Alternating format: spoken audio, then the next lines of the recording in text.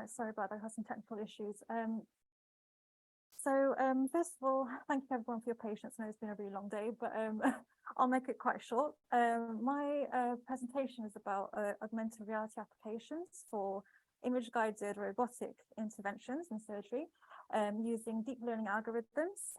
My research team is from the University of Kent, and I've been working with Dr. Shafi and Dr. Solansis on this project.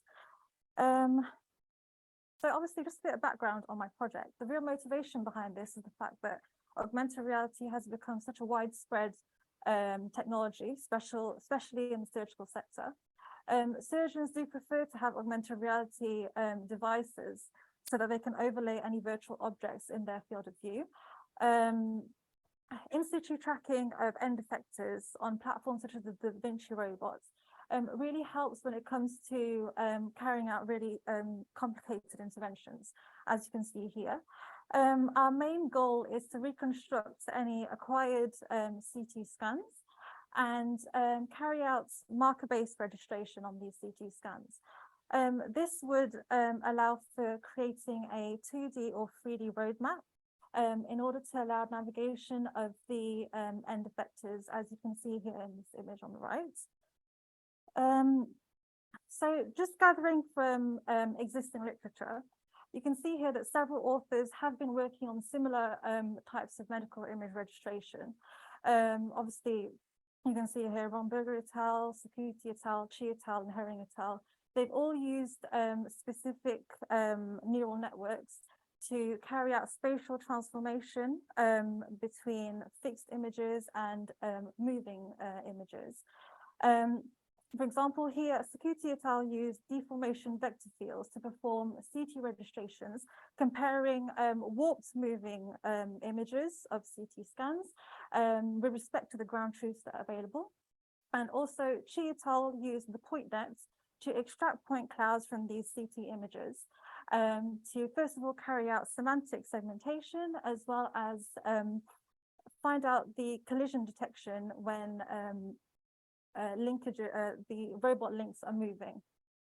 So drawing from this deep learning algorithm, we can see that we can merge this with augmented reality technology. For example, here, Ma et al. Has used CT scans of a patient's mandible, so obviously the patient's mouth, and he has reconstructed it in a way that he can create a 3D roadmap. This would allow for obviously pre-operative planning of the surgery, and then in the future allow him to guide the end effector of the robot arm. And obviously in other cases, we have Zhang et al. And the same for Wang et al.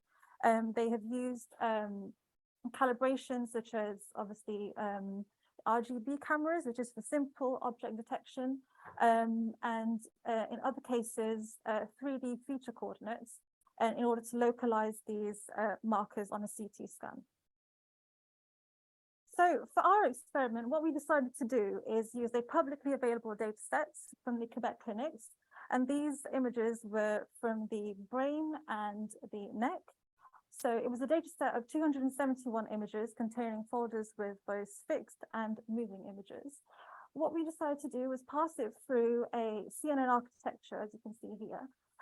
They were then spatially transformed, and obviously the labels that were on these CT scans were spatially transformed to produce a warped moving image. We then decided to use a control method. So using existing framework to build an optimized registration procedure. So we used the ViewNet, the VoxelMorph, which was from the DeepReg repository, the RegNet, and also some RNNs as well, as you can see in the image on the left.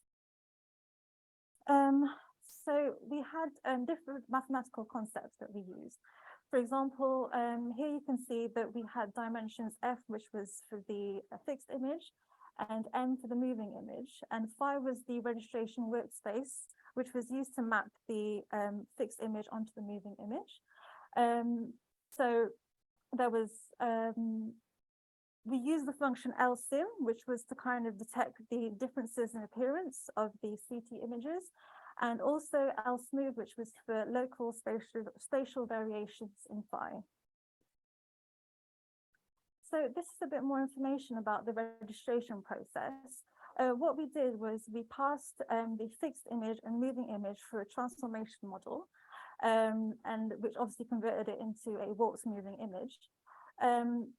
These would then be compared to a given, final result, and obviously optimize the feedback loop until the desired registration result was produced. So what you can see here is the unit architecture that we use for image registration. Obviously, the input images were passed through this feature map, and an output segmentation result was achieved at the end. There's a series of concatenations and up convolutions which were carried out during this experiment in order to produce high resolution images. So as you can see here, what we achieved at the end was basically marker localization. So we localized these markers on specific CT images. What we achieved was quite a high percentage of true positives, you can see here in white. So this means that we were able to localize the markers in the correct positions. And then you had obviously a lower amount of false positives and false negatives, which were represented in green and red. So these are some of our results. As you can see, there was obviously between the CNN and the UNet, the UNet did outperform the CNN, sorry, with higher intensity and higher contrast as compared to the fixed images that we had at the very start. So what we used to compare these images were different performance metrics. As we expected, the UNet outperformed all the other control CNNs that we wanted to use. In terms of accuracy, you can see we had like about 71% with higher training speed, higher F1 score, as well as DICE score as compared to the others. In our results, we can see that using a metric known as the sum square difference, which was used to kind of eliminate any of the negative coordinates that were there. As expected, it is, it has less contrast, less intensity, but we were still able to detect the labels in these images. So this is kind of just a result of the average difference between their positions at the end. So to conclude, this was a very simple experiment, but it shows that there's so much potential in medical image registration. For surgeons, it's really important to have accurate placement of their end effectors. So pre-operative planning is really important. It requires obviously a higher accuracy, which means that simple equipment can't really be used. We should have computers with higher graphical processing units. And obviously, we also need to kind of improve the performance of these CNNs using maybe an image deformation method. Because, for example, if a surgeon is carrying out a really complicated intervention, their pre-planning CT scans would usually be, for example, a lung, it would be inflated. But when they are carrying out that procedure, the lung is usually deflated. So actually comparing those two is really difficult. So to improve this experiment, obviously in the long run, we'd use an image deformation method as well alongside these CNNs, and obviously trying to reduce the DICE loss of the labels within a sequence.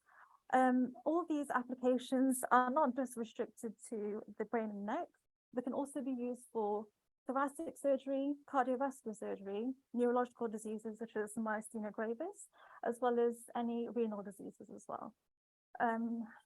So thank you for your attention. I'm open to any questions the audience might have. Thank you very much for the wonderful presentation. Do you have any question to Jenna? Any questions?